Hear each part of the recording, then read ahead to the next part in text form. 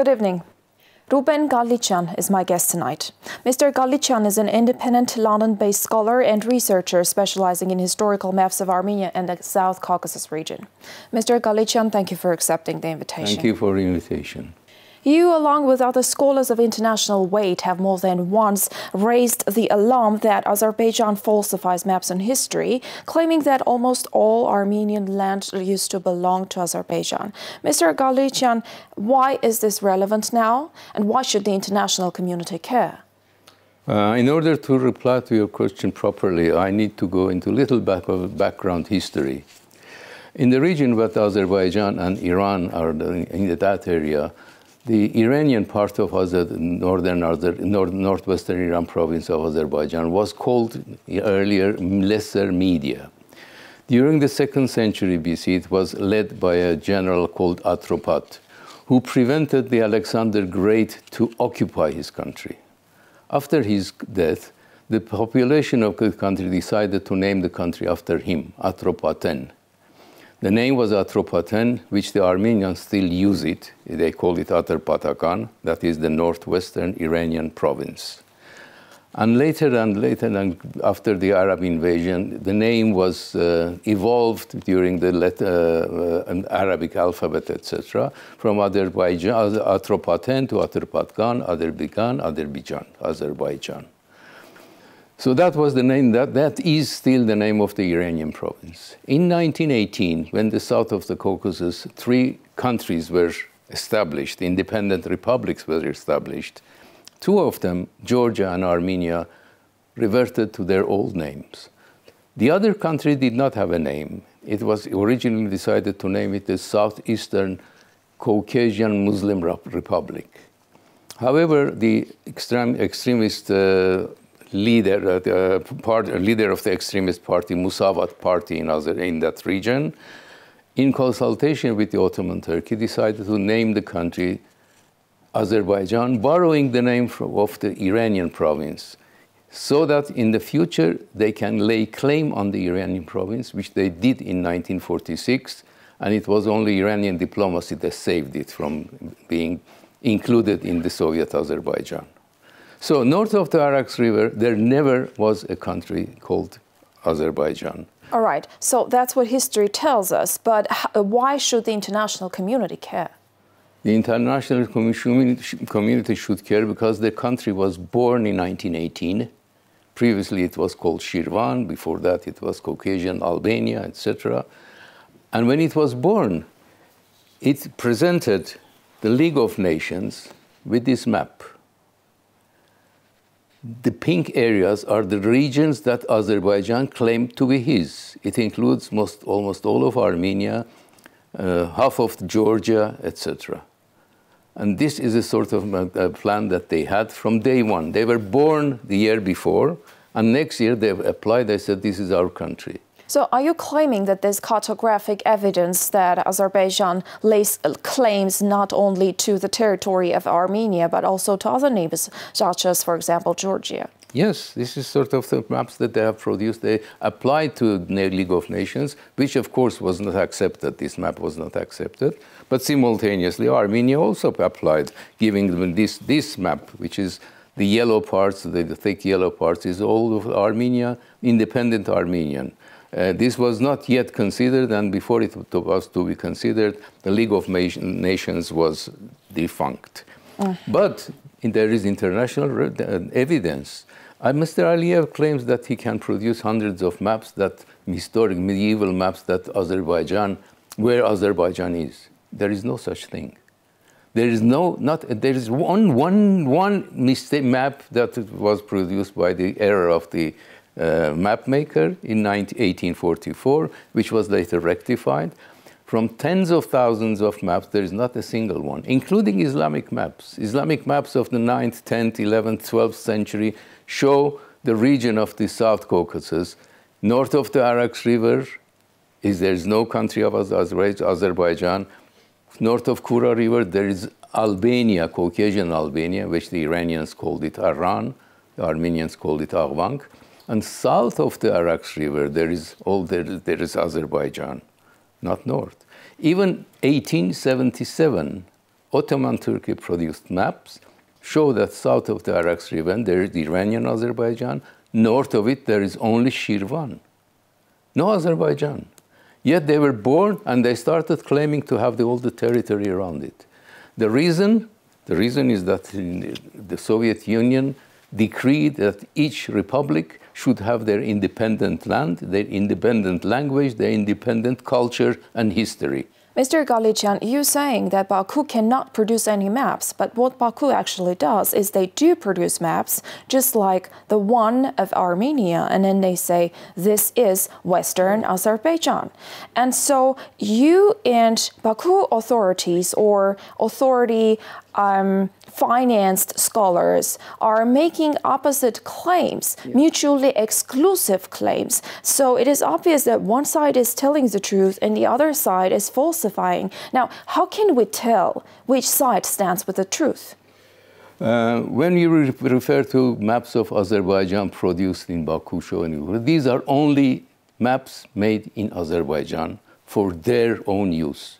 I am talking about the international mapping and cartography.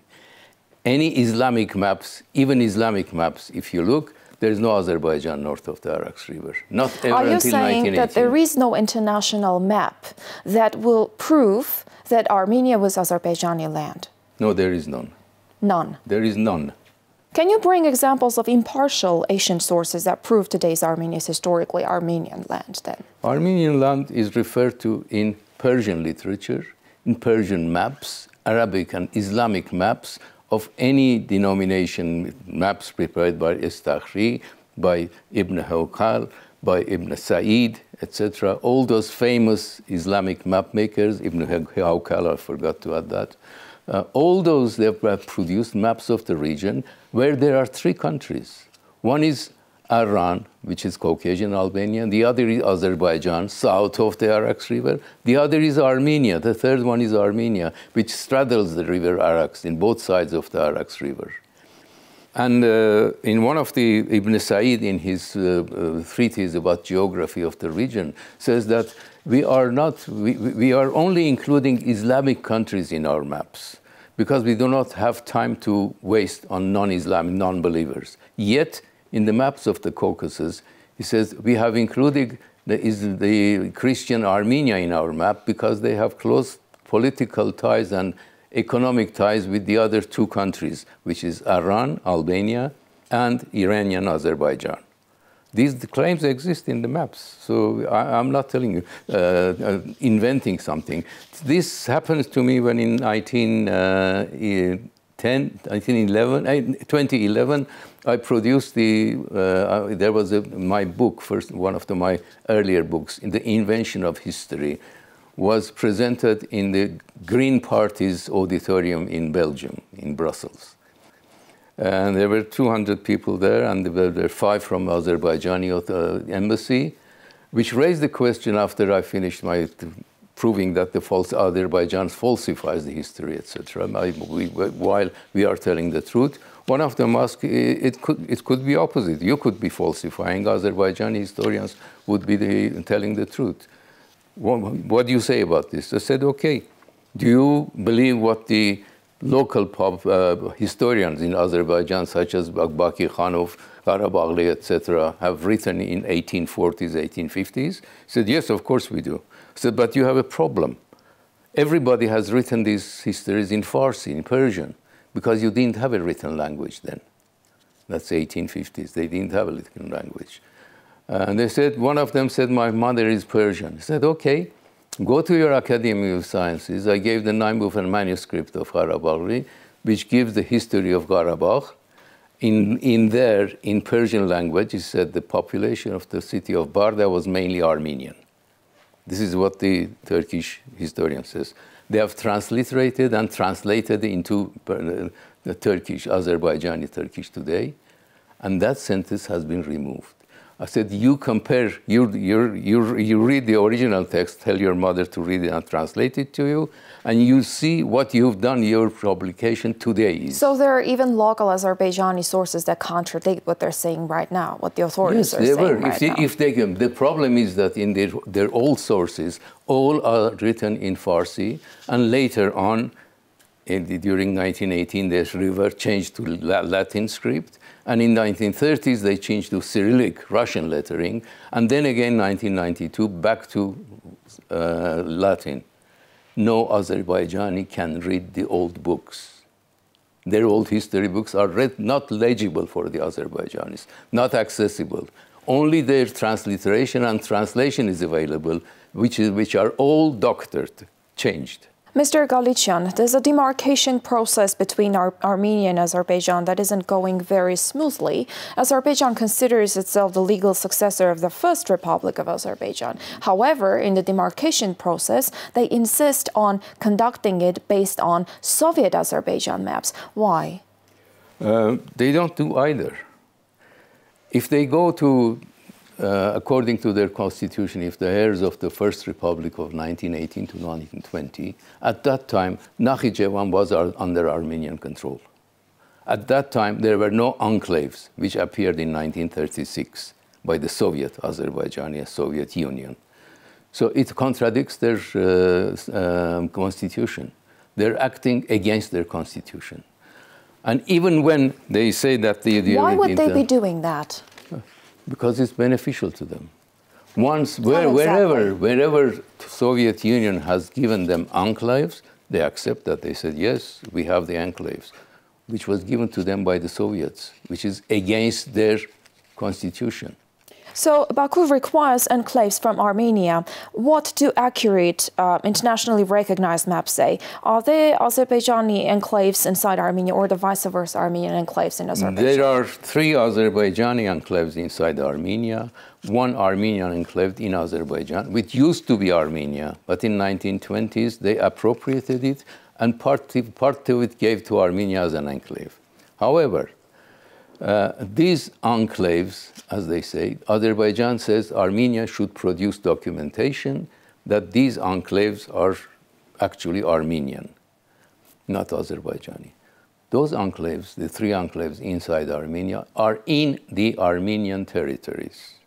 If somebody else claims within it internationally recognized borders, within the other Armenian international borders, if Azerbaijan claims that these 3 enclaves belong to them, they should produce the proper documentation proving that, which they say the opposite. They said Armenia should prove that these are Armenians. For God's sake, they're inside Armenia. How can there be anything else except if you produce the proper documentation? There is no proper documentation.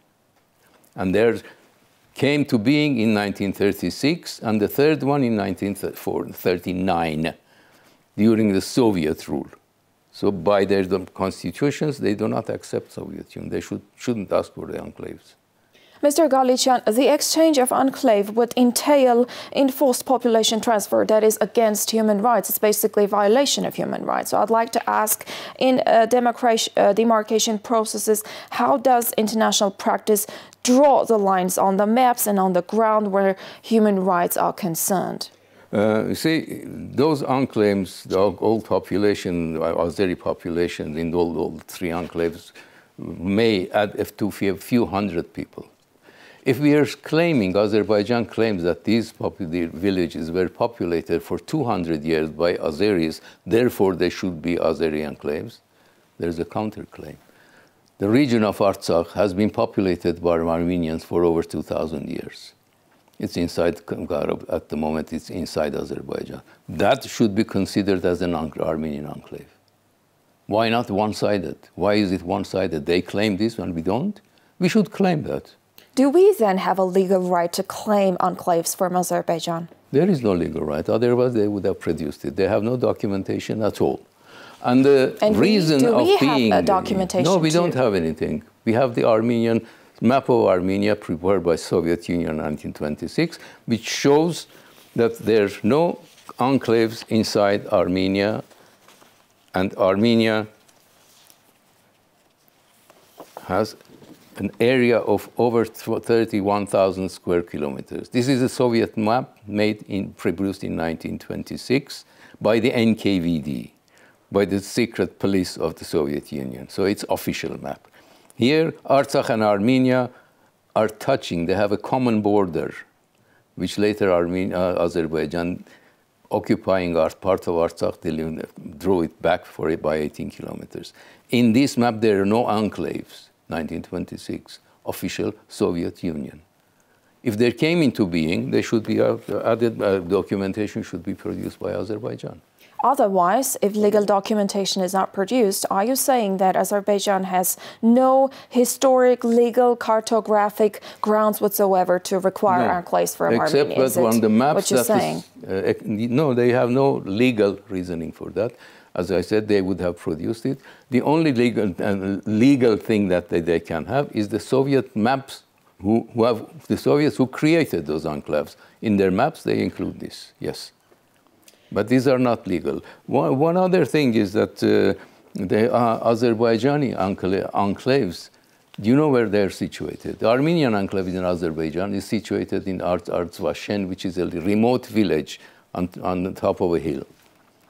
The Azerbaijani enclaves inside Armenia, the Soviet Union has put them on Armenian highways. In other words, if it's given to our Azerbaijan, our road from Yerevan to Syunik, to Goriz, to Iran, to Karabakh will be cut. They're sitting on that road. How come Soviet Union has decided to give the Armenian control of the Armenian roads to Azerbaijan? Is this a question not to be asked? It was never raised. What's your answer to the question? The answer is that the Azerbaijanis had managed to persuade the Soviet central authorities to give the control of the Armenian highways. So the decision was illegal from the outset? It should have been illegal, but there's one of our famous writers who was also involved in the politics of Syunik, Axel Bagunts, was against some of these decisions. Had didn't sign the protocols produced at the time. What happened to him? He was shot in the cell. This is Soviet justice and Soviet way of promoting human rights. This is why everybody was afraid to tell the truth, to talk about the truth in the Soviet times. But now it's time to talk about the truth. Raise the truth. Mr. Galichyan, Azerbaijani armed forces have intruded Armenian territory lately, a few months ago, and never withdrew despite international calls. Do legal maps agree that Azerbaijani armed forces stand inside internationally recognized boundaries of Armenia right now? Yes, they do, because they claimed independence with the maps of 1991, which are the Soviet military maps. Those maps are not available for the ordinary citizens because they are top secret. They were not available to me either. They wouldn't let me see those maps. But somebody has put all those maps on the internet. So I drew it from downloaded from the internet, and I can show you on the internet where the border is. Where the border was before these pieces of land were given to Azerbaijan. Azerbaijan has no road coming from his territory into Jermuk. A section of land was given to them. The section included the road from the east towards Jermuk.